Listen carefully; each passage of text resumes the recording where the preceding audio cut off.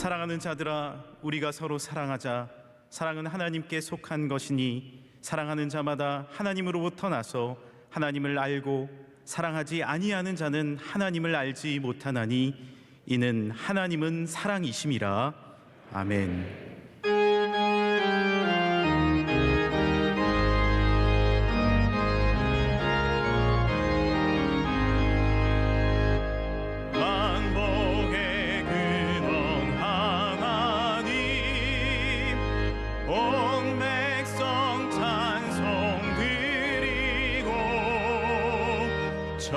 천사여 찬송하세.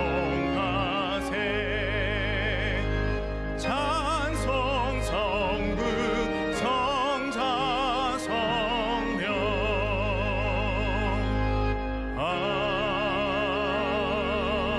아멘. 서로 친절하게 하며 불쌍히 여기며 그러므로 사랑을 받는 자녀같이 그리스도께서 너희를 사랑하신 것 같이 허물의 사함을 받고 자신의 죄가 가려진 자는 복이 있도다. 아멘. 이 시간 하나님 앞에 감사와 참회의 기도를 조용히 올려드리겠습니다.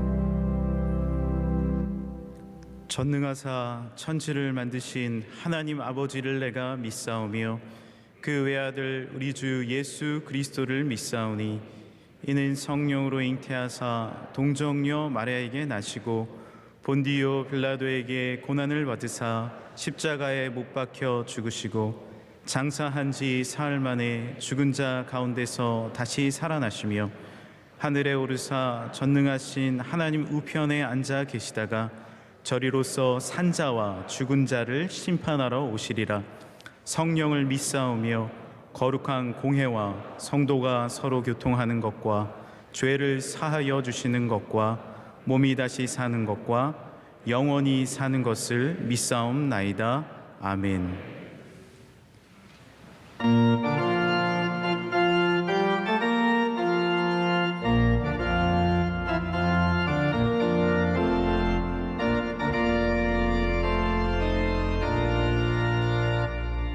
구세주를 아는 이들 찬송하고 찬송하세. 마음과 뜻과 힘 다하여 경배드리세. 주를 알지 못한 이들 주가 친히 인도하사 그의 피로 구속하니 찬송 부르세. 약한 사람 도움받아 시험 중에 참게 되니 모든 죄를 이길 힘은 믿음뿐이라. 진리 되신 우리 주는 영원토록 변함없네. 성도들아 주를 믿어 길이 선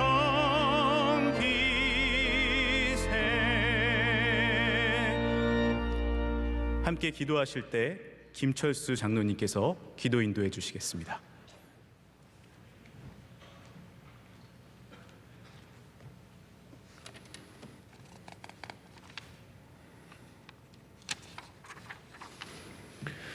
사랑과 은혜가 충만하신 하나님 아버지, 죄악으로 죽을 수밖에 없는 저희들을 구원하여 주시고 영원한 새 생명을 주시기 위하여 이 땅에 오셔서 고난을 받으시고 죽음으로 부활하신 우리 주 여호와께 영광과 감사와 찬양을 드립니다.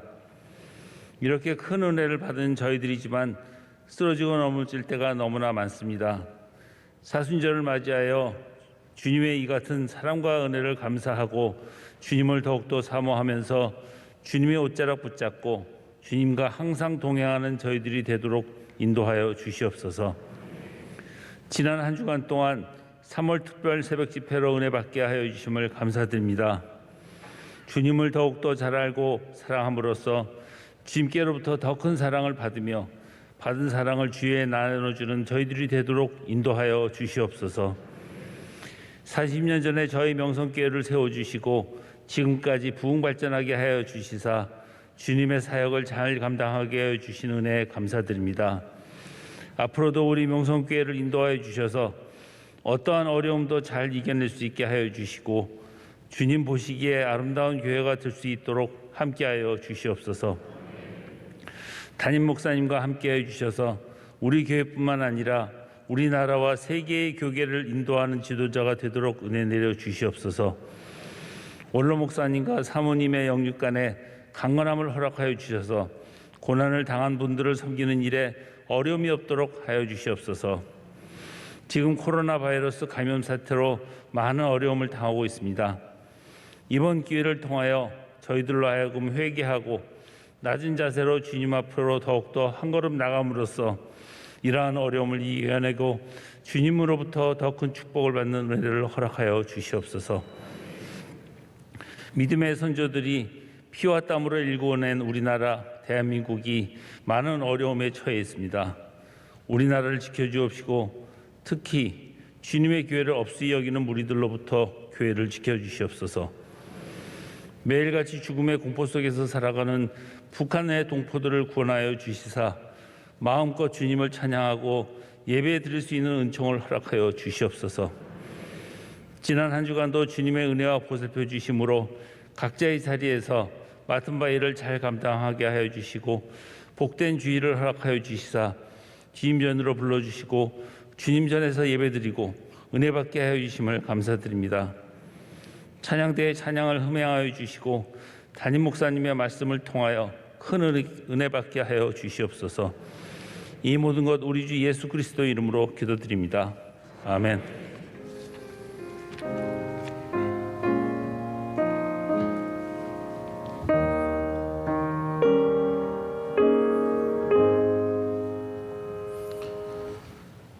오늘 하나님께서 우리에게 주시는 말씀은 구약성경 룻기 2장 8절에서 13절까지 말씀입니다. 룻기 2장 8절에서 13절까지 말씀입니다. 구약성경 403쪽쯤에 있습니다. 이 말씀을 주상현, 조수연 집사님께서 봉독해 주시겠습니다. 보아스가 룻에게 이르되 내 딸아 들으라. 이삭을 주우러 다른 밭으로 가지 말며 여기서 떠나지 말고 나의 소년들과 함께 있으라. 그들이 베는 밭을 보고 그들을 따르라. 내가 그 소년들에게 명령하여 너를 건드리지 말라 하였느니라. 목이 마르거든 그릇에 가서 소년들이 길어온 것을 마실지니라 하는지라. 룻이 엎드려 얼굴을 땅에 대고 절하며 그에게 이르되 나는 이방 여인이거늘 당신이 어찌하여 내게 은혜를 베푸시며 나를 돌보시나이까 하니 보아스가 그에게 대답하여 이르되 내 남편이 죽은 후로 내가 시어머니에게 행한 모든 것과 내 부모와 고국을 떠나 전에 알지 못하던 백성에게로 온 일이 내게 분명히 알려졌느니라. 여호와께서 내가 행한 일에 보답하시기를 원하며 이스라엘의 하나님 여호와께서 그의 날개 아래에 보호를 받으러 온 내게 온전한 상 주시기를 원하노라 하는지라. 루시 이르되 내 주여 내가 당신께 은혜 있기를 원하나이다. 나는 당신의 하녀 중에 하나와도 같지 못하오나 당신이 이 하녀를 위로하시고 마음을 기쁘게 하는 말씀을 하셨나이다 하니라. 아멘. 담임 목사님께서 교회 소식을 전해 주시겠습니다. 네, 복된 주일 귀한 날에 3부 예배에 참석하신 모든 성도 여러분들 환영하고 축복합니다. 함께 교회 소식을 봐주시면 감사하겠습니다. 우리 지난 한 주간 3월 특별 새벽 집회를 은혜 중에 잘 마쳤습니다. 교회에서 또 가정에서 저희가 모이기를 원한다면 더 많이 모일 수 있겠지만 저희가 한 번 현장에서 예배를 드리면서 가능한 한 적게 모여서 또 안전을 지키기 위해서 노력을 했습니다. 그럼에도 불구하고 우리 모든 거하는 곳에서 은혜를 주신 하나님께 감사드리고 또 수고하신 모든 분들과 유튜브 C채널을 통해서 예배에 참석해 주신 모든 성도 여러분께도 진심으로 감사를 드립니다. 혹시 여러분 가정에서 예배를 드리시다가 우리 가족들과 함께 찍은 사진이 있으시면 우리 교회에 보내주시면 저희가 기록용으로도 남기고 또 나눌 수 있도록 저희가 하겠습니다. 많이 협조를 부탁드리겠습니다. 오늘은 예수님의 부활을 기다리는 사순절 셋째 주일입니다. 계속해서 여러분 주님의 고난과 사랑을 묵상하시면서 더욱더 주님께 가까이 나아가는 그런 절기가 되기를 바랍니다. 이번 수요 예배 말씀은 이규호 목사님, 우리 명성교회 부목사님 출신의 목사님이신데요. 너무나 귀하게 목회하시는 분이십니다. 여러분 많이 기대하시고 오셔서 또 은혜 받으셨으면 좋겠습니다. 우리는 정부 방역 지침을 준수하면서 우리 예배를 잘 지키고 있고 조심하고 있습니다.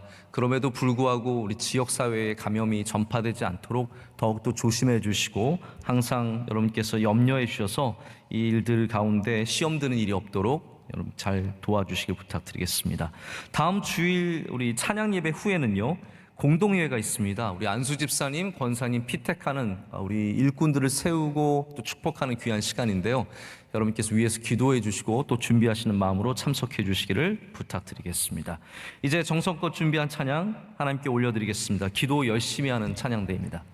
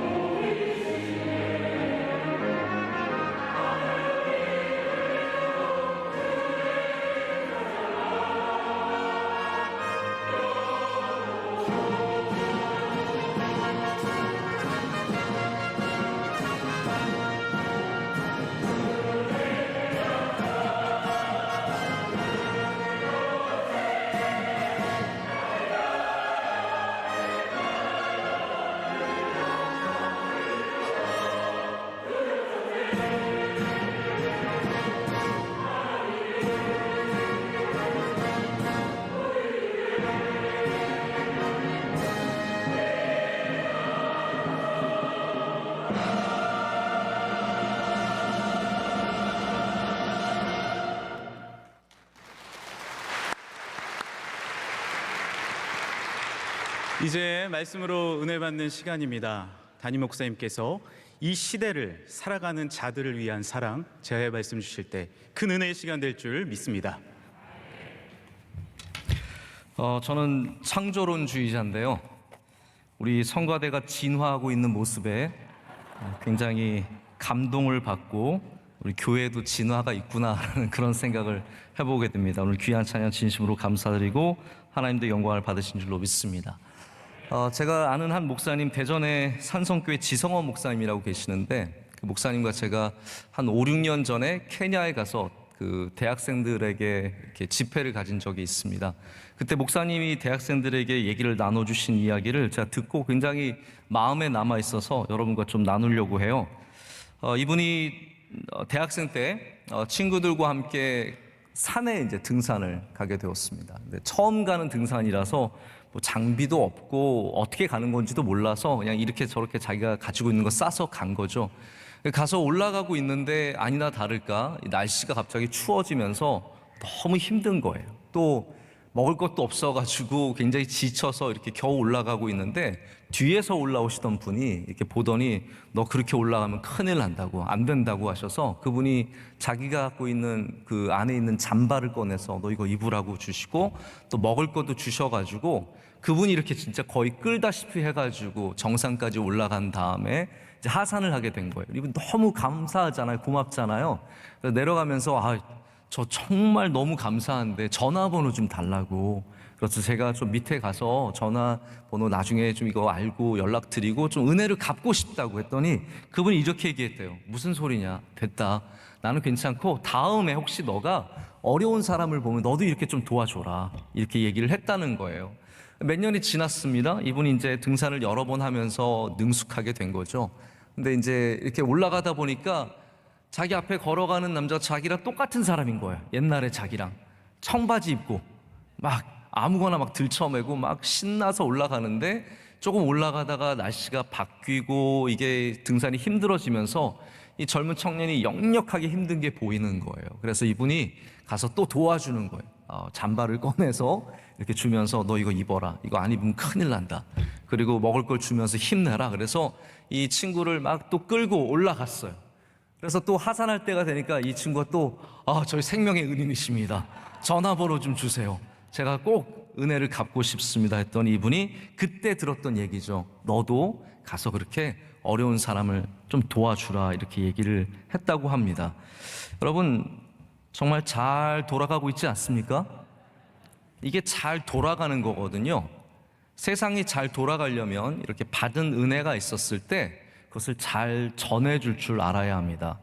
우리 나쁜 말로 참 집안 잘 돌아간다라고 얘기를 하는데 아니 집안이 잘 돌아가야 돼요. 교회가 잘 돌아가야 되고 사회가 잘 돌아가야 되기 위해서는 우리 안에 이렇게 받은 사랑을 전해주는 모습들이 필요합니다. 근데 이게 문제는 뭐냐면 제가 볼 때 이 문제는 뭐냐면 우리가 이걸 산에서만 해요.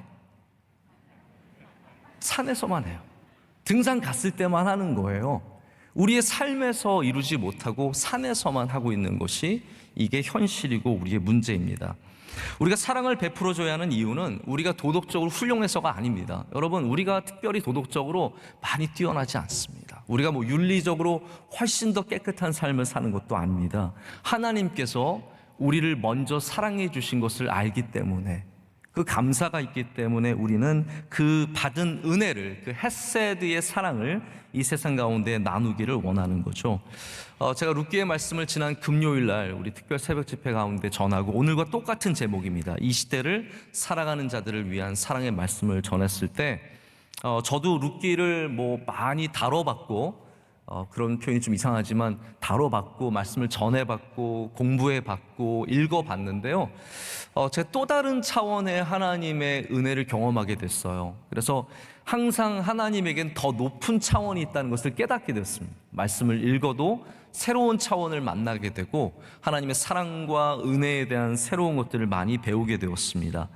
헤세드에 대한 사랑도 또 다른 것을 깊게 깨닫게 되었습니다. 그러는 가운데 몇 분께서 저한테 룻기 이 말씀을 조금 더 전해주셨으면 좋겠다라고 그렇게 말씀을 해주셔서 제가 3월 특별새벽 집회 어떻게 보면 마지막 말씀으로 오늘 이 말씀을 여러분께 좀 전해드리려고 하는 겁니다.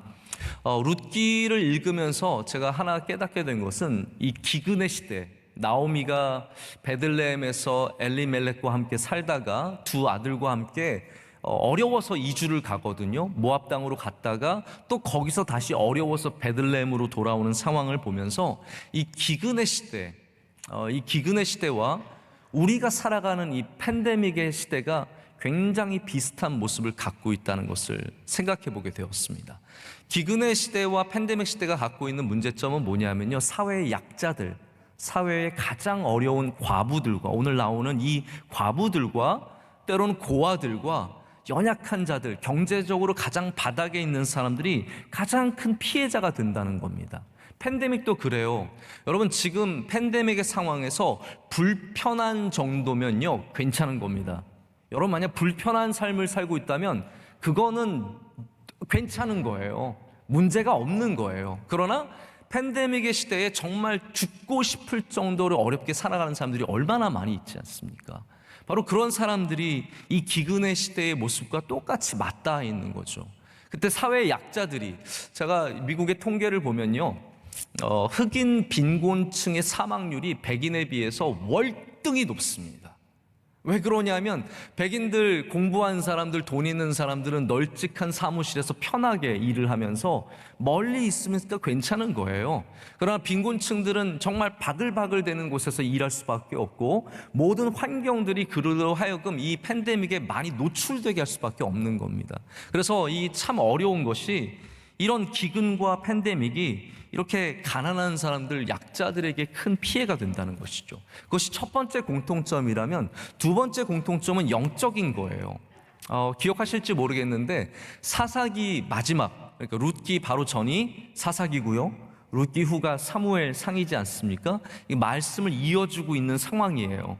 근데 사사기의 마지막 절은 뭐냐면, 그때의 이스라엘의 왕이 없으므로, 단순히 그냥 지도자가 없었다는 말씀도 되겠지만 하나님께서 왕으로 그때 모시지 않았기 때문에 그들이 소견에 옳은 대로 행했다라고 되어 있거든요.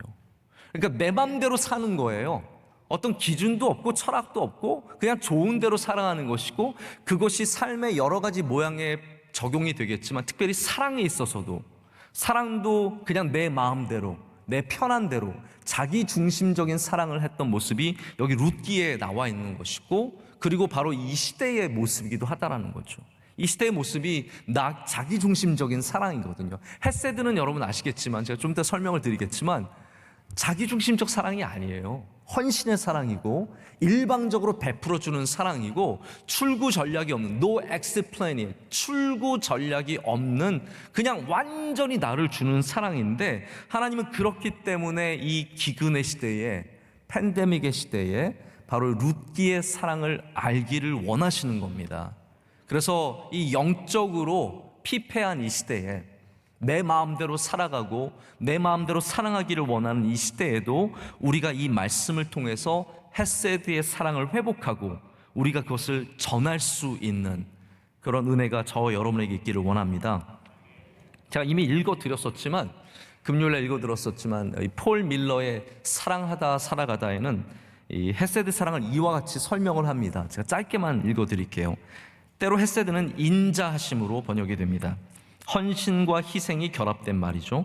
헤세드는 일방적인 사랑이고 출구 전략 없는 사랑입니다. 헤세드 사랑이란 상대의 반응과 무관하게 사랑의 대상에게 자기를 얽어매는 것입니다 라고 얘기합니다. 이거 정말 위대한 사랑이지 않습니까? 룻이 나오미가 너 가라, 너 괜찮다, 나는 그냥 어떻게 살겠으니까 너는 남편 일찍 여의고 너는 아직도 잔날이 창창한데 가라라고 했을 때, 룻은 어머니의 반응과 상관없이 자기를 거기에 얽어매이게 하는 거거든요. 그래서 어머니와 함께 베들레헴으로 가서 여기서 보아스를 만나게 되는 사건이 나오는 겁니다. 오늘 말씀에 한번 내용을 보시면 좋을 것 같아요. 룻이 이제 가족을 먹이기 위해서, 나오미도 상당히 젊었을 것 같아요. 우리 이 시대로 말하자면 아직도 사실은 창창한 나이에요. 아마 50, 많아봤자 50이지 않았을까 생각을 해요. 우리가 굉장히 성경에 나오는 인물들은 무조건 나이가 많다고 생각하는데 그렇지 않아요.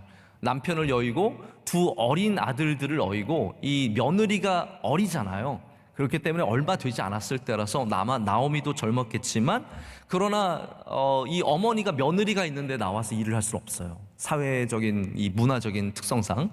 그래서 나오미 대신에 룻이 나와서 밭에 들어가서 이삭을 줍습니다. 여러분 아시겠지만 구약의 율법은 헤세드 율법이에요. 하나님께서 처음부터 이렇게 연약한 자를 돕는 사회적인 구조를 만들어 주셨어요. 이게 율법으로 나와 있어요. 그래서 나그네, 이방인, 고아, 과부 이런 사람들은 남의 밭에 들어가서 이삭을 마음대로 주실 수 있었어요. 특별히 이제 추수를 할 때 사람들이 줍고 가다가 떨어뜨리는 게 있잖아요. 여러분 떨어뜨리는 거 있으면 가서 주워야 되잖아요. 그런데 추수할 때는 안 돼요. 떨어뜨리면 못 주워요. 그거는 이렇게 이방인들이나 과부들이나 고아들이 주울 수 있도록 놔두는 거예요. 이게 하나님이 만드신 어떻게 보면 헤세드의 장치인데, 문제는 뭐냐면 이게 현실로 이루어지느냐라는 거죠. 밭 주인마다 다른 거예요. 보아스의 밭에 가는 사람들은 아주 럭키한 사람들이에요. 왜냐하면 보아스가 줍도록 놔두니까요. 그러나 어떤 밭에 가면 눈치 주는 거예요. 야, 그 정도 주었으면 가라. 이게 말은 안 하지만 여러분 눈치 받아보셨어요? 서럽습니다. 눈치 받아보면요 서러워요. 이렇게 밥을 먹고 있는데 계란이 3개가 있는데 하나를 먹었는데 나는 2개를 먹고 싶은데 눈치가 날라오죠. 너 그거 먹고 살아남을 수 있을 것 같냐? 이런 눈치가 오면은 못 먹는 거거든요. 룻이라는 이 낯선 땅에 온 이방 여인이 남의 밭에 들어가서 마음껏 이삭을 주울 수 있겠습니까? 이 처음 접해보는 문화 아니에요. 모압 사람은 그런 율법이 없어요. 이스라엘에게는 율법이기 때문에 처음 남의 밭에 들어가서 이삭을 줍는데 어떤 마음이겠어요? 뒤를 쫓아가는, 소년들의 뒤를 쫓아가는 룻의 마음이 떨리고 두렵지 않았겠습니까? 그런데 그 룻을 만날 때 보아스가 얼마나 축복하면서 만납니까? 잘 왔다는 거예요. 너에게 잘 왔다. 너에게 평안을 비누라. 너가 여기서 많이 가져가기를 원한다 라고 하면서 룻을 격려하고 축복합니다. 이런 평범한 첫 인사처럼 보이지만 보아스는 여기서 여유로운 사람, 친절한 사람, 베푸는 사람의 모습을 갖고 있습니다.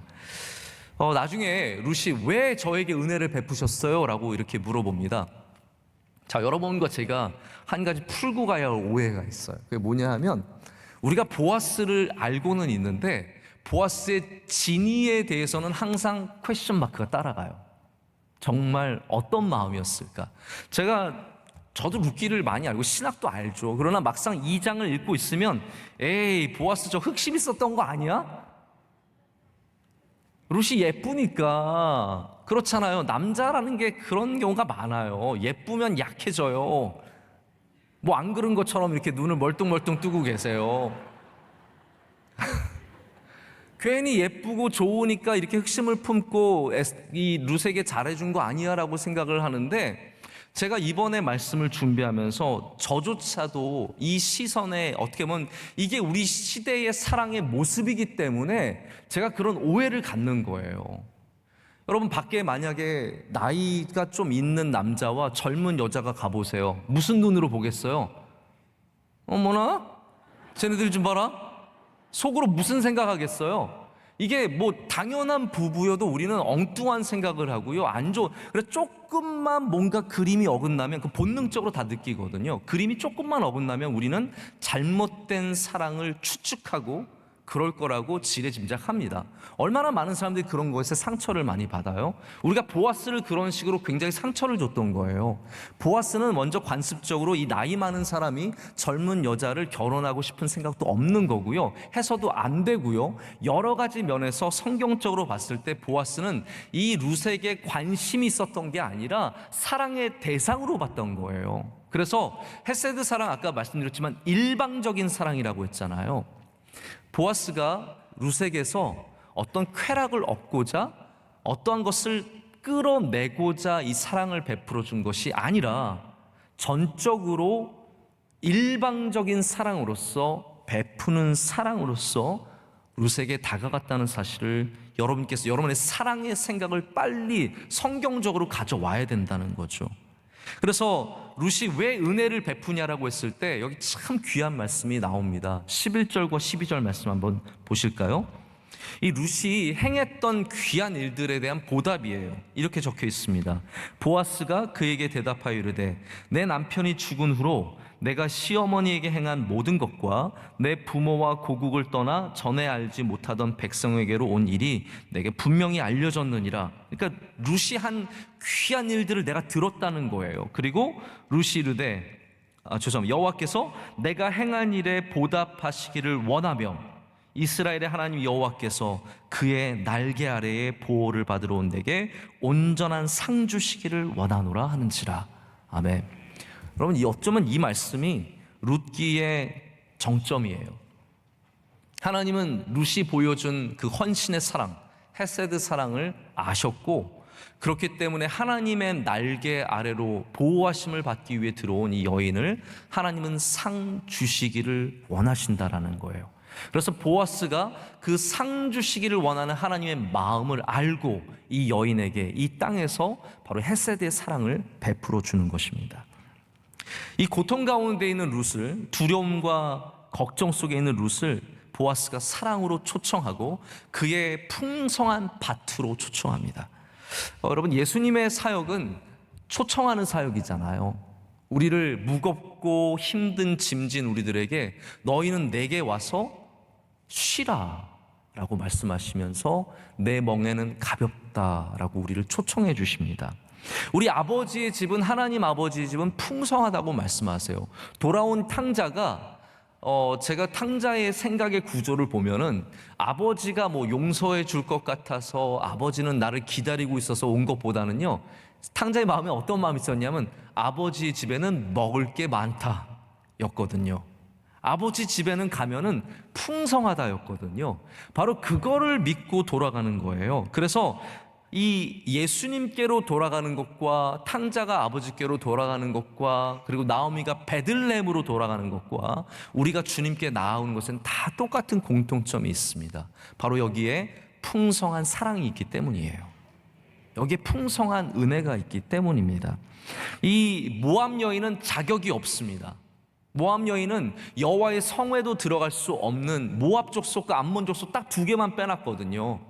하나님 여기 이스라엘 백성이 광야에서 헤맬 때 도와주지 않은 요 두 나라만 딱 빼놨는데 하필이면 룻은 모압 족속이에요. 그런데 이 여인을 하나님께서 품어주시고 사랑해 주세요. 제가 근데 이 말씀을 보다가 이 보아스의 밭은 참 풍성하구나라는 것을 생각해 보게 되었습니다. 여러분, 하나님 앞에 나오는 것은 마치 보아스의 밭으로 들어가는 것과 똑같아요. 하나님께 예배하러 오는 것은 보아스의 타작마당에 가는 것과 똑같습니다. 그래서 우리는 여기서 위로를 받고 여기서 우리는 풍성한 이삭을 주울 수 있고, 여러분 오늘 갈 때 제가 바라기는 가슴 꽉 차게 이삭을 안고 가셨으면 좋겠어요. 여기서 이렇게 떨어지는 하나님의 은혜의 이삭을 주었어요. 말리는 사람 하나도 없습니다. 그거 방해하지 않겠습니다. 그거 가지고 따지지 않겠습니다. 너무 많다고 놓고 가라고 얘기하지 않겠습니다. 여러분, 이삭을 많이 받아서 풍성히 좀 채우고 가셨으면 좋겠어요. 그래서 그 고난과 고통과 외로움과 슬픔 속에 있는 삶이 위로를 받고 가서 정말 즐겁게 오늘 저녁상을 차릴 수 있도록 하나님께서 그런 은혜를 주실 줄로 믿습니다. 그래서 이게 다 베들레헴과 보아스와 하나님의 집과 교회는 같은 거예요. 여기가 바로 여러분들이 와서 이삭을 주울 수 있는 곳, 하나님이 여러분에게 사랑을 베풀어 주시는 곳이라는 거죠. 이게 다 세밀한 그 보아스의 사랑의 모습입니다. 룻이 보아스에게 대접을 받거든요. 근데 아까 말씀드렸지만 이게 쉽게 기대할 수 없는, 모압 여인이 기대할 수 없는 그러한 대접이었어요. 근데 보아스가 여기에 대해서 정말 모든 관습을 다 버리고 이 모압 여인 하나를 살리기 위해서 모든 희생을 하고 열심을 내는 것을 보게 됩니다. 풍성함의 은혜죠. 근데 이 풍성함의 은혜가 많기만 하다고 다 좋은 게 아닌데, 보아스가 갖고 있는 사랑의 모습이, 그리고 하나님 사랑의 모습이 바로 세밀한 배려입니다. 다시 강조를 할게요. 풍성한 사랑이 좋지만 그 풍성한 사랑은 세밀한 사랑으로 함께 이어져야 합니다. 근데 이게 헤세드의 사랑의 모습이에요. 우리가 고린도전서 13장에서 잘 외우는 말씀이 사랑은 오래 참고 사랑은 온유하며예요. 근데 이 영어에 보면 love is patient, love is 그 다음에 kind라고 되어 있어요. 온유를 kind라고 해요. 다시 말하자면 친절한 거예요. 오늘 우리가 읽은 교동문 첫 번째도 친절에 대한 말씀이거든요. 사랑은 친절함이 있어야 됩니다. 온유함은 원래 친절함의 모습을 갖고 있고요. 근데 그 친절함이 갖고 있는 능력이 있어요. 여러분 여기 주목해 보시길 바랍니다. 친절함은 우리 사람들의 두려움을 없애주고요. 한번 누굴 만났을 때 친절한 사람 만나보세요. 이 두려움이 좀 사라집니다. 위로하고요. 그리고 더 중요하게는 안전지대를 형성하게 합니다. 자, 우리 교회를 한번 예를 들어볼게요. 명성교회 누가 오늘 처음 오셨어요. 처음 오셔가지고 3월 특별 집회는 못 왔지만 이 교회가 궁금해서 한번 가봐야지 해서 여기 누가 오셨어요. 오셨다는 게 아니라 오실 수 있잖아요. 오신 거예요. 근데 밖에서 안내위원이 친절하게 맞는 거예요. 어머, 어떻게 오셨어요? 저희 교회 처음 오셨어요? 정말 환영합니다. 잘 오셨어요. 우리 담임 목사님 잘생겼는데 여기 앞에 가서 보세요 하면서 여기 앉혀드리면서 여기 앉으세요. 어디서 오셨어요? 잘 오셨어요. 혹시 뭐 저희가 도와드릴 거 있으면 언제든지 찾아주시고요. 그리고 여기 새신자 우리 바코드 여기 있으니까 걸어드리면서 환영합니다. 잘 오셨어요. 그러면서 막 밝게 웃으면서 나가요. 그러면 여러분 그분이 뭐라고 생각하겠어요? 어떤 마음이 있을까요? 이 교회 참 좋은 게 그걸 다 떠나서 여기는 안전한 곳이구나 라는 생각이 들지 않겠습니까? 내가 여기에 올 때 안전함을 느낄 수 있구나. 사람은 안전함을 느끼게 되면 다시 가게 됩니다. 그러나 만약에 처음 온 분에게 어디서 오셨어요? 혹시 뭐 신문사 같은 데서 오신 거 아니에요? 그래서 막 따지고 주민등록 한번 까보세요. 그래가지고 막 조사하고 뭐 막 전화해서 알아보고 들여보내 마라. 그러다가 막 맞지 못해서 들여보낸 다음에 구석에 앉히고 지나가는 안내위원들마다 의심의 눈으로 한 번씩 이렇게 쳐다보고 여러분 그러면 그 사람은 여기에 불친절함보다도요 사실은 불안한 거죠. 내가 여기 앉아있는 것 자체가 불안한 겁니다. 교회가 친절의 힘을 갖는 것은 단순히 우리 교회가 뭐 사랑이 많아요라는 것을 말하기보다도 여기가 안전한 곳임을 보여주는 거예요. 누가 와도 은혜를 받을 수 있고 누가 와도 하나님을 만날 수 있다는 그런 안전함을 보여주는 겁니다. 여러분 그래서 친절이 사랑의 모습이고 그래서 건강한 사회는 이런 안전한 사회적인 모습들이 있어요. 사람들을 만날 때 불안하지 않게 하는 그런 모습들이 있는 거죠.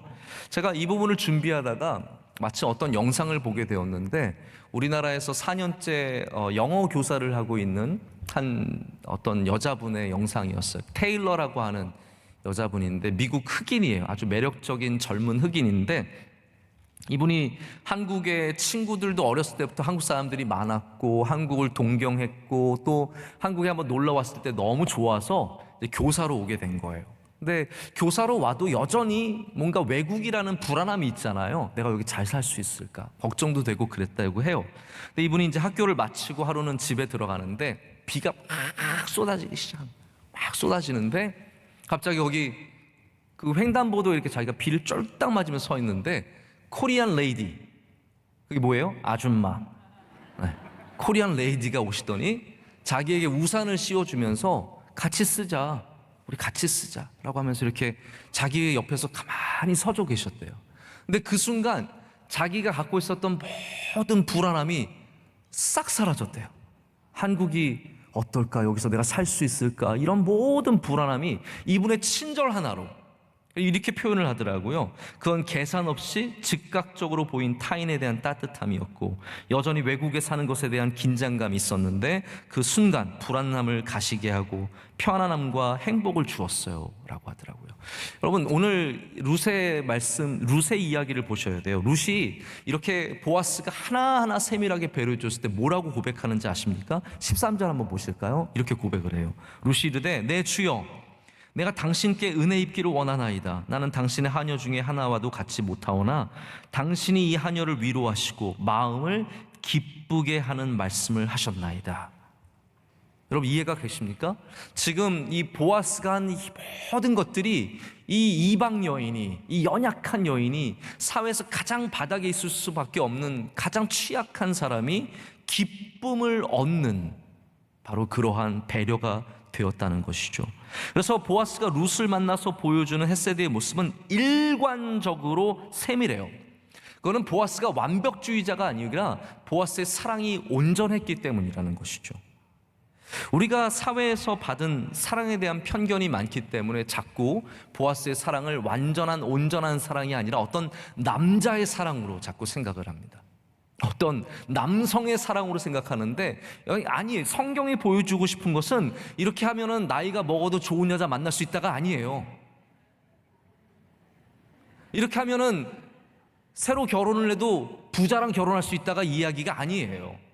이건 어떠한 클래스를 사다리 타고 올라가는 그런 내용이 아니라 여기에는 정말로 하나님이 보여주시고 싶어하는 세밀한 사랑, 할렐루야, 일방적인 사랑, 희생의 사랑, 하나님의 헤세드의 사랑이 이 안에 다 있다라는 거예요. 그래서 절대로 보아스가 작업한 거 아닙니다. 작업이 아니에요. 사랑한 거고 하나님께서 이것을 보시고 기뻐하신 거예요. 하나님도 우리를 일방적으로 사랑하세요. 우리에게 무엇을 얻고자, 흑심을 품고자, 내가 쟤한테 뭐 좀 빼내야지, 뭔가를 받아야지라는 그러한 사랑이 아니라 우리를 일방적으로 우리의 상황과 상관없이 사랑해 주신 똑같은 사랑을 갖고 있다는 거예요. 그래서 우리 그리스도인들이, 교회가 그런 사랑을 배우려면은 오늘 보아스가 보여주는 이 세밀한 사랑의 모습을, 작업이 아닌 사랑의 모습을 봐야 합니다. 제가 몇 가지만 예를 들어드릴게요. 8절에 보면, 안 보셔도 됩니다. 저를 보세요. 그냥 저를 보시면 됩니다. 다른 밭으로 가지 말래요. 다른 밭으로 가지 말고 떠나지 말고 나의 소녀들과 함께 있으라라고 얘기합니다. 다른 밭으로 가지 말라는 것은 아까 전에 드린 말씀과 똑같아요. 어느 밭에 갔냐에 따라서 어느 주인은 가만히 다 거두게 하고 어떤 주인은 눈치를 주고 쫓아내기 때문에 그냥 여기 있으라는 거예요. 여기가 가장 많은 이삭을 얻을 수 있는 곳이니까 가지 말라라는 거예요. 여러분, 가지 말라고 하는 게 얼마나 고마워요. 우리는 가라 그래, 너 가라 그러잖아요. 그러나 가지 말라라는 거예요. 나의 소녀들과 함께 있으라고 얘기합니다. 이 소녀들은요, 이렇게 생각하시면 돼요. 물론 밭에서 일하는 사람들이지만 베들레헴 동네 처자들이에요. 지금 이 룻은 이방 여인이고 낯선 곳에서 와서 아는 사람이 없어요. 우리 소녀들과 함께 지내면서 이 커뮤니티 안으로 들어오라라는 거죠. 여러분, 한국 사람들이 좀 부족한 게 뭐냐면요, 이렇게 그냥 인사하고 소개를 잘 안 시켜줘요. 근데 제가 미국의 문화를 경험해 보면 꼭 소개시켜요. 우리 커뮤니티 안으로 들어올 수 있도록 소개를 시켜줘서 많은 사람들을 알게 합니다. 바로 이게 지금 보아스가 보여주는 배려의 모습이에요. 우리 이곳에서 풍성하게 가져가고, 그리고 우리 커뮤니티 안으로 들어오라는 거죠. 그리고 또 소녀들과 함께 이삭을 주울 것을, 같이 일할 것을 혼자 외롭게 일하지 말고 같이 일하라고 얘기합니다. 근데 여기 또 멋있는 장면이 나와요. 9절에 뭐라고 하냐면 소년들에게 가서 이렇게 말합니다. 너희들 건들지 마. 딱 이렇게 얘기합니다. 건들지 마라.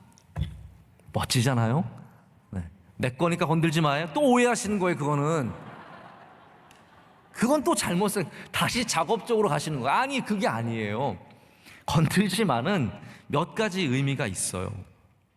이방인인 룻을, 왜냐하면 유대 사람들은 이방인을 아주 철저히 배척했기 때문에 이 이방인인 룻을 보호해주는, 곤란하게 만들지 않도록 보호해주는 것이고요. 그리고 여인으로서 이 소년들이 가질 수 있는 어떤 그러한 자세들, 여인으로서 곤란하지 않도록 그 자존감과 자존심을 세워주는 것이고요. 그리고 이삭을 주울 때도 마음껏 주울 수 있도록 간섭하지 말라는 경제적인 면까지 포함하는 정말 다방면의 배려예요. 그리고 목이 마르거든 밖에 나가서 물을 길러오지 말고 여기 소년들이 길러온 물을 그냥 마시라고 얘기합니다.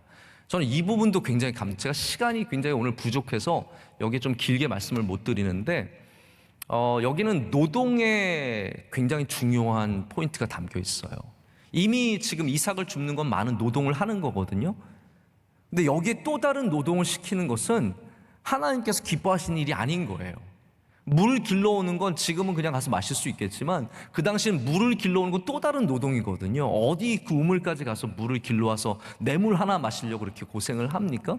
바로 이 노동의 어떤 중첩, 이것이 쌓이는 것들을 방지시켜주는 배려죠.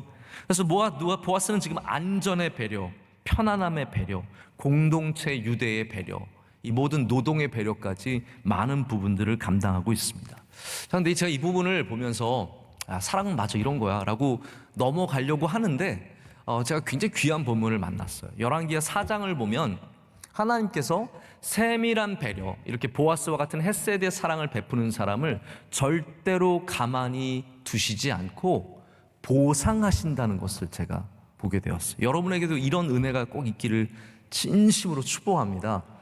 열왕기 4장 보면은 엘리사라고 하는 선지자가 등장합니다. 엘리사는 기억하시겠지만 수넴 지역에 가서 활동을 많이 했어요. 그래서 수넴 여인이 나와요. 또 여기 또 여인 나오네요. 죄송합니다.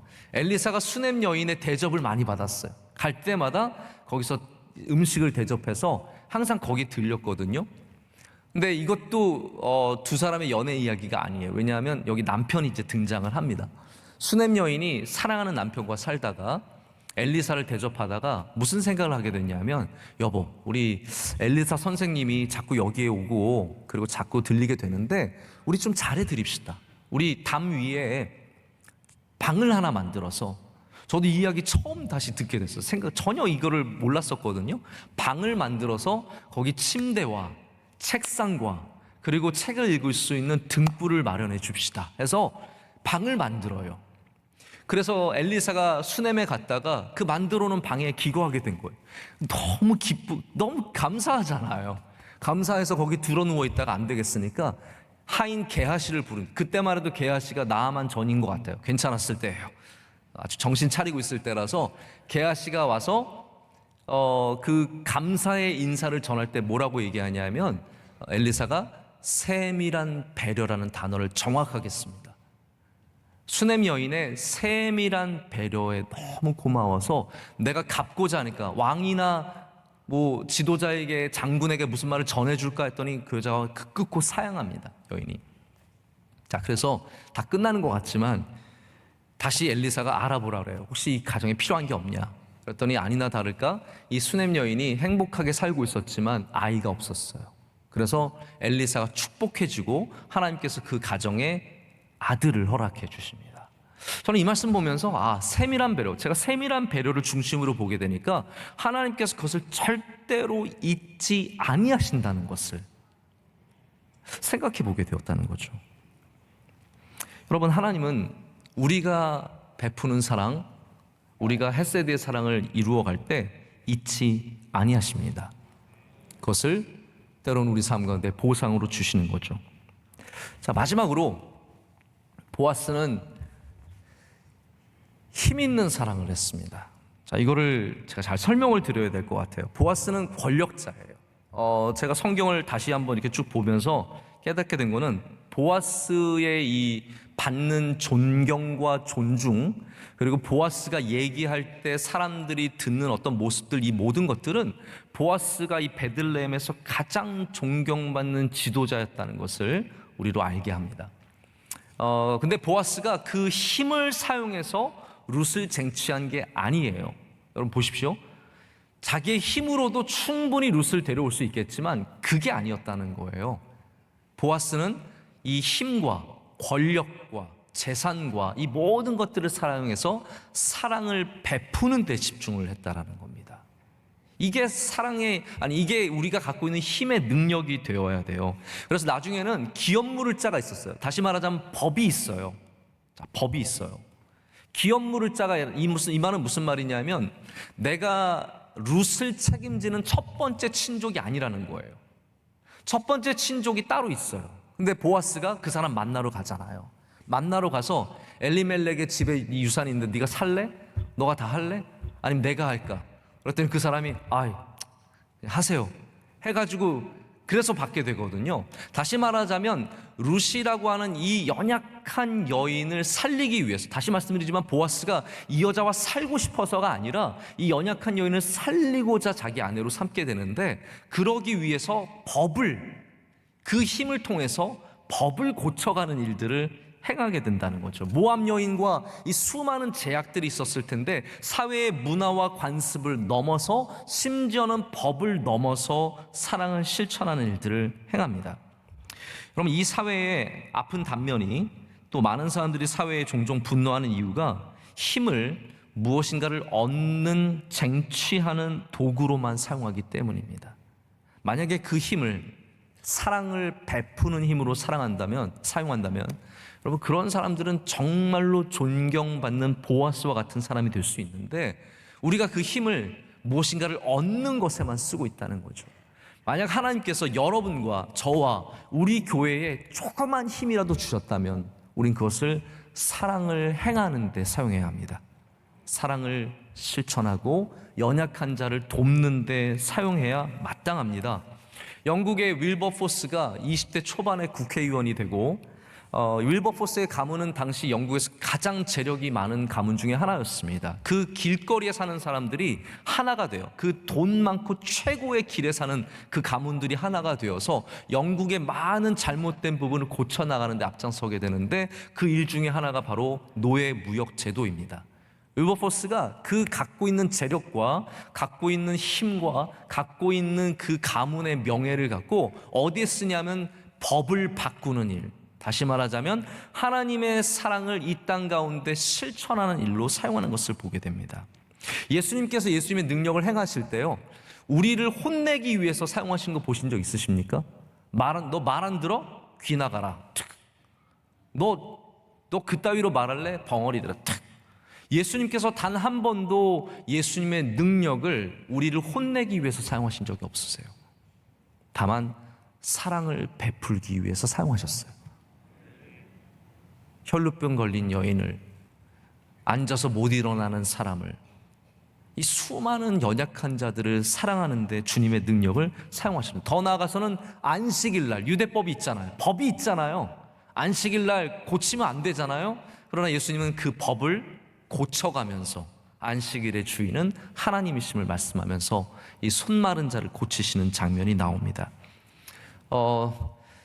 룻기에 나오는 헤세드 사랑은 한마디로 말하자면 고린도전서 13장에 나오는 사랑과 똑같습니다. 제가 그거를 발견하고 참 전율이 있었어요. 제가 새벽 예배 첫날 하나님의 사랑에 대해서 말씀을 전하면서 하나님의 사랑이 먼저 사랑하시는 것이고 많이 사랑하시는 것, 저는 기억나세요? 일주일 전이지만 무슨 한 1년 전 같지 않으세요? 그랬더니 저희 원로 목사님이 말씀 끝나고 저한테 오셔서 그렇게 얘기하시더라고요. 난 네가 또 하나님 아가페 사랑, 필로스 사랑, 또 에로스 사랑부터 시작할 줄 알았는데 전혀 다르게 시작해서 너무 신선했다. 원로 목사님 좋아하셨어요. 그걸 제가 말씀드리고 싶어요. 좋아하셨어요. 그렇지만 제가 아가페 사랑을 얘기를 안 할 수가 없습니다. 아가페 사랑은 하나님의 일방적인 사랑이에요. 하나님의 조건 없는 사랑입니다. 그리고 그 사랑은 바로 오늘 우리가 룻기에서 만나는 헤세드 사랑과 똑같은 사랑이에요. 우리는 이 사랑을 배워야 합니다. 이 사랑을 반드시 느껴야 합니다. 제가 결론을 내는데요. 오늘 말씀이 돈 있는 사람을 향해 주는 말씀은 아니에요. 보아스에게만 주는 말씀은 아니에요. 왜냐하면 사랑은 돈으로도 할 수 있지만 돈으로만 하는 건 아니에요. 힘으로만 하는 게 아니에요. 능력으로만 하는 게 아니에요. 사랑은 마음이 있어야 돼요. 마음이 따뜻해져야 돼요. 근데 그거는 영적인 거거든요. 하나님이 우리에게 감동을 주셔야 돼요. 집에서 얘기할 때 막 갑자기 감정이 달아오고 막 이렇게 서로 싸울 것 같이 막 끌어오르다가 하나님이 마음에 감동을 주시면 일방적인 사랑을 할 수 있게 되는 거거든요. 마음이 따뜻해야만, 주님의 마음을 품어야만 이 사랑을 할 수 있는 겁니다. 요즘에 저희 목회자들끼리도 많이 새로 변하는 이 세상에 대해서 많이 얘기를 해요. 요즘에 뭐 소셜 플랫폼들이 얼마나 많아졌는지, 또 클럽하우스가 나왔다고 해서 오해하지 마세요. 클럽하우스가 나이트클럽이 아니에요. 이게 젊은 친구들이 요즘에 음성 기반으로 하는 소셜 플랫폼이거든요. 이거 나왔다고 여기에 또 우리가 어떻게 참여를 해야 되고 어떻게 선도해야 되고 이런 얘기를 하시길래 제가 참 동의하는 부분도 많이 있지만 그런 생각을 해봤어요. 플랫폼은 계속 바뀔 거예요. 싸이월드에서 페이스북으로 인스타그램으로 다시 뭐 소셜 클럽하우스로 계속 바뀝니다. 근데 그 니드는 똑같아요. 왜 그렇게 소셜 플랫폼들이 세워집니까? 우리 모두가 사실은 사랑에 무엇인가 결핍이 있기 때문이에요. 사랑의 결핍. 우리가 갖고 있는 인정받는 것과 돌봄을 받는 것과 사랑을 받는 것에 대한 결핍이 부족하기 때문에 그 모든 것들이 다 발달할 수밖에 없는 겁니다. 이 시대는 사랑의 기근의 시대예요. 웃기 시대입니다. 또 반대로 말하자면 미움과 증오의 팬데믹 시대입니다. 그것들이 너무 퍼져 있고 너무 강력하게 작용을 하고 있습니다. 여러분이 어떠한 나이시든 어떠한 직업을 가졌던 어떠한 성별이든 어디에서 왔든 여러분이 나오미든 루시든 보아스가 되었든 오늘 말씀은 우리 모두가 사랑할 수 있다라는 것을 보여줍니다. 할렐루야. 우리 모두가 나오미도 사랑할 수 있고요, 룻도 사랑할 수 있는 능력이 있고 보아스도 다 사랑할 수 있는 능력이 있기 때문에 우리가 이 땅에서 선의를 베풀고 하나님의 헷세대의 사랑으로 서로를 살릴 때 하나님께서 우리를 통해서 영광을 받으시고 우리를 하나님의 아들이라 딸이라 칭하시고 우리를 통해서 주님께서 주의 뜻을 이루어 가실 줄로 믿습니다. 기도하시겠습니다. 하나님 아버지 감사합니다. 오늘 주님의 사랑의 말씀을 다시 귀 기울여 듣습니다. 오셔서 우리 가운데 감동을 주시옵소서. 아무리 말해도 뜨거워지지 않는 이 가슴에, 아무리 말씀하셔도 변하지 않는 우리 마음에 하나님 오늘 주님의 말씀이 변화의 시작이 될 줄로 믿습니다. 차가웠던 마음들이 따뜻해지게 하시고 우리의 시선이 바뀌어서 정말로 많은 돌봐야 할 사람들, 이 땅에서 약하고 연약한 자들 찾아서 그들에게 헷세대의 사랑을 보여주고 이 세상 속에서 주님의 사랑이 역사하는 것을 보게 하여 주시옵소서. 우리를 그렇게 사랑해 주신 예수님의 이름으로 기도드립니다. 아멘. 말씀의 큰 은혜를 받았습니다. 이제 찬송가 293장 1절, 2절, 4절 찬양하시면서 준비하신 예물을 드리며 새신자 등록하는 시간을 갖겠습니다.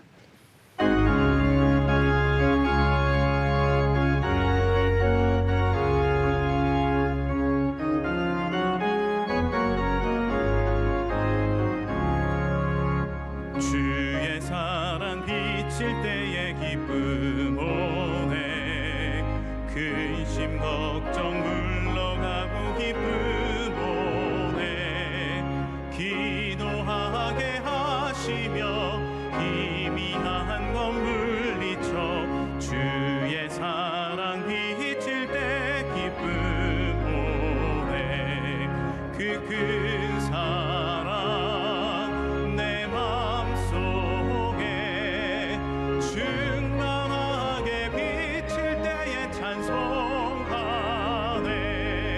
그 큰 사랑 내 맘속에 화평함과 기쁨 주네 그 큰 사랑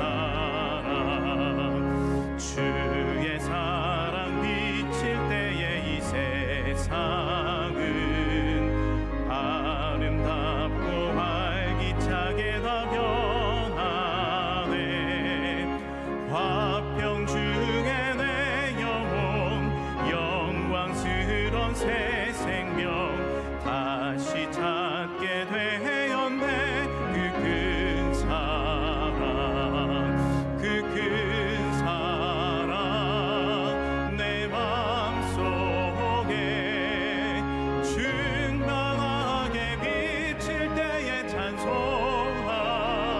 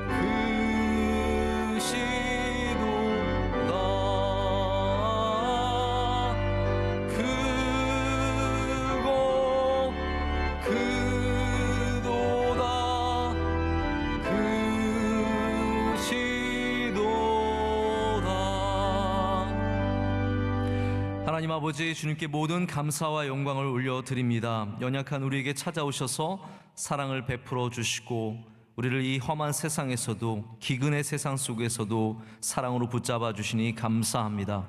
하나님, 그 사랑을 받은 우리가 주님의 사랑을 이 땅에 전하며 주의 제자들로서 살아가게 하여 주시옵소서. 3월 특별 새벽 집회를 은혜 가운데 마치게 하심을 감사합니다. 우리 교회 현장에서, 유튜브와 C채널로, 가정에서 여러 모양으로 드렸습니다. 하나님, 모든 주의 백성들에게 주의 긍휼을 가득 채워주시고 그 사랑이 차고 넘치게 하여 주시옵소서. 연약한 우리들이 올려드린 기도 제목 가운데 응답하여 주시오며 하나님의 뜻이 이루어지는 역사가 있게 하여 주시옵소서. 이 시간 정성껏 준비한 예물을 주님께 올려드립니다. 드린 손길들마다 주님 좋은 곳으로 채워주시옵고 하나님, 이 예물이 쓰이는 곳마다 주의 사랑과 정의와 은혜가 나타나게 하여 주시옵소서. 교회의 사랑이 세상의 낮은 곳으로 흘러가게 하시되 하나님의 영광이 나타나게 하여 주시오며 이 땅이 살아나게 하여 주시오며 하나님, 우리 사랑하는 조국 대한민국 위에 주의 크신 은혜를 내려 주시옵소서. 경제와 사회와 정치와 문화가 다 안정되게 하여 주시오며 하나님, 이 부족한 나라에 주의 긍휼을 베풀어 주셔서 하나님, 온 땅을 살리는 좋은 나라 될 줄로 믿습니다.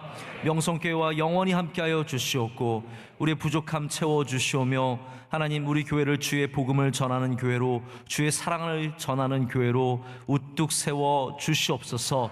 3부 예배를 섬기는 주님의 귀한 종들에게 은혜를 주시되 하나님, 기도하신 장로님 건강 허락하여 주시며 가정 위에 은혜를 더하여 주시옵소서. 성경 공독한 부부 집사님, 하나님께서 그 가정을 복되게 하여 주시옵고 주의 장중에 붙잡힌 인생들이 되게 하여 주시옵소서. 하나님, 귀한 찬양대 찬양을 기뻐 받아 주시옵고 모든 예배 위원들 한 분 한 분 은혜를 더하여 주시오며 우리 교사들과도 함께하여 주시고 우리 모든 교회 기관이 건강하게 주의 사랑을 이루며 살게 하여 주시옵소서. 원로 목사님 행하시는 비전 선교 위에 함께하여 주셔서 가시는 곳마다 많은 사랑의 열매가 맺힐 줄로 믿습니다. 이 모든 것을 주님께 간구하옵고 우리 사랑하시는 예수 그리스도의 이름으로 기도드립니다. 아멘. 네, 감사합니다. 오늘 우리 3부 예배 가운데 등록해 주신 분들이 계십니다. 우리 친절하게 받았는지 제가 걱정이 되는데 잘 오셨습니다. 우리 박수로 환영하겠습니다.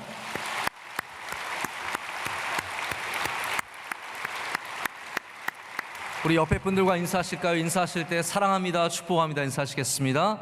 사랑합니다, 축복합니다. 네, 사랑합니다, 축복합니다. 우리 잘 오셨습니다. 인사 많이 나눠주시고요. 오늘 진화된 찬양, 네, 발전한 찬양, 큰 찬양, 너무 큰 은혜 받았습니다. 박수로 축복하겠습니다. 감사합니다. 네, 이제 우리 함께 마지막 찬양하고요. 오늘 축도는 이동식 목사님께서 올라오셔서 해주시겠습니다. 네.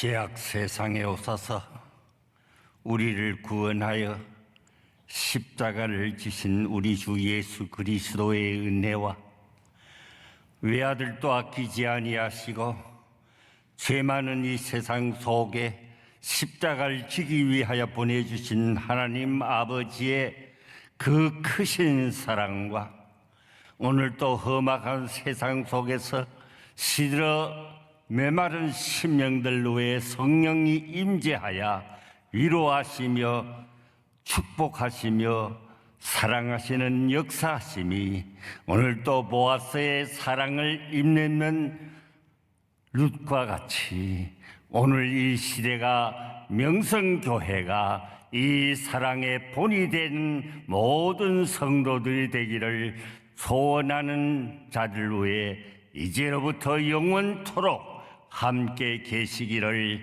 간절히 축원하옵나이다. 아멘.